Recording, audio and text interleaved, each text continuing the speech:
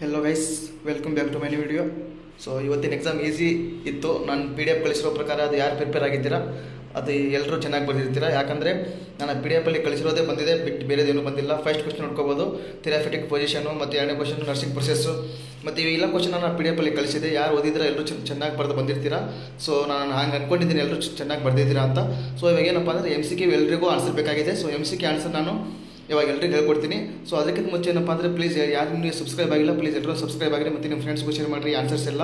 So first ಏನಪ್ಪ ಅಂದರೆ 12th one, the highest level in Maslow's hierarchy of need is first one A answer self actualization. So second one ಏನಪ್ಪ ಅಂದರೆ mummy restraint is a type of B answer physical restaurant.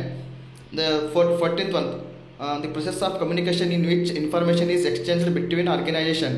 So ಇದು ಏನಪ್ಪ ಅಂದರೆ 14th one A answer crosses communication. ಇದು ಹಾರಿಜೆಂಟಲು answer ಆಗೋದಿಲ್ಲ, ತಪ್ಪು answer.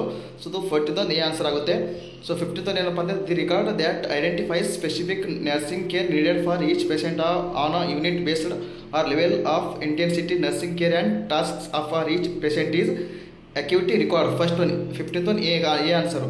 16th one ಏನಪ್ಪ ಅಂದರೆ respiratory complications due to immobility are all except 16th one D answer urinary incontinence. 16th one D answer urinary incontinence.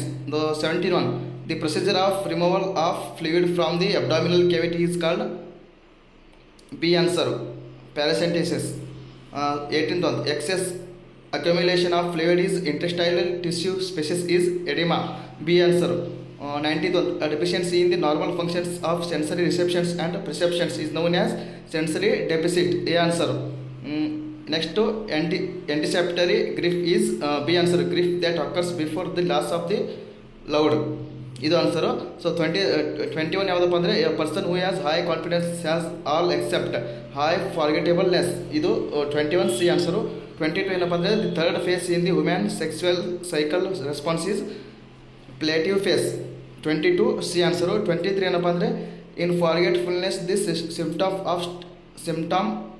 Of stress is cognitive. 23 B answer. So ಇಷ್ಟೆಲ್ಲ ಯಾರು MCQ ಯಾವುದು correct ಆಗಿದೆ ಅವರು ಚೆನ್ನಾಗಿ ಬರ್ದಿರ್ತಾರೆ almost. ಯಾಕಂದರೆ questions ಎಲ್ಲ ಈಸಿನೇ ಬಂದಿದೆ. So ಎಲ್ಲರೂ ಚೆಕ್ ಮಾಡ್ಕೊಳ್ಳಿ ನಿಮ್ಮ ಆನ್ಸರ್ಸ್ ಮತ್ತು ನಿಮ್ಮ ಫ್ರೆಂಡ್ಸ್ಗೂ ಶೇರ್ ಮಾಡಿರಿ. Thank you.